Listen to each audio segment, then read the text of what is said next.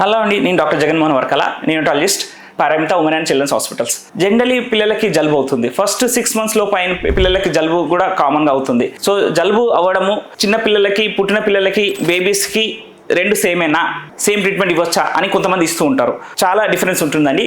పుట్టిన పిల్లలకి, బేబీస్కి జలుబు అయినప్పుడు ఇచ్చే ట్రీట్మెంట్ అండ్ పెద్ద అయిన పిల్లలకి ఇచ్చే ట్రీట్మెంట్లో కొంచెం వ్యత్యాసాలు ఉంటాయి. You need to know that. ఏంటంటే ముఖ్యంగా చిన్న పిల్లలకి జలుబు అయినప్పుడు మనము కామన్ ముక్కు బ్లాక్ ఉంటుంది. సో సెలైన్ డ్రాప్సే వాడాలి ఉంటుంది. నేసల్ డ్రాప్స్ ఉంటాయి. సో మెడికేటెడ్ నేసల్ డ్రాప్స్ వాడకూడదు. ముక్కు అనేది ఊరికే బ్లాక్ అవుతుంటుంది. ఎందుకంటే వాళ్ళ నాస్టిల్స్ సన్నగా ఉంటాయి కాబట్టి సో నాస్టిల్స్ క్లియర్ చేయాల్సి ఉంటుంది. వాళ్ళకి స్టీమ్ పెడుతుంటారు, ఆవిరి. సో అది డైరెక్ట్ స్టీమ్ పెట్టకూడదు, ఇండైరెక్ట్ గా పెట్టాల్సి ఉంటుంది. ఎందుకంటే their lungs are so tender. దాంతోపాటు కొన్ని మెడిసిన్స్ ఉంటాయి, యాంటీహిస్టమినిక్ మెడిసిన్స్. జనరల్లీ ఈ మధ్య ఇండియన్ మన ఐసీఎంఆర్ ప్రకారం కొన్ని యాంటీహిస్టమినిక్ మెడిసిన్స్ అనేవి బ్యాన్ చేశారు first 6 months. So antihistaminic medicine generally not recommended first 6 months. So baby Vicks రాస్తుంటారు. So that you can apply, but చూసుకోండి అది బేబీ విక్సే అప్లై చేయాల్సి ఉంటుంది, పెద్దవాళ్ళ విక్స్ అప్లై చేయకూడదు. సో అండ్ కాఫ్ మెడిసిన్స్ ఇచ్చేటప్పుడు కూడా కొంచెం జాగ్రత్తగా ఉండాలి. మ్యూకులైటిక్ మెడిసిన్స్ ఉంటాయి కొన్ని, ఆంబ్రాక్స్ అలాంటివి ట్రై చేయొచ్చు.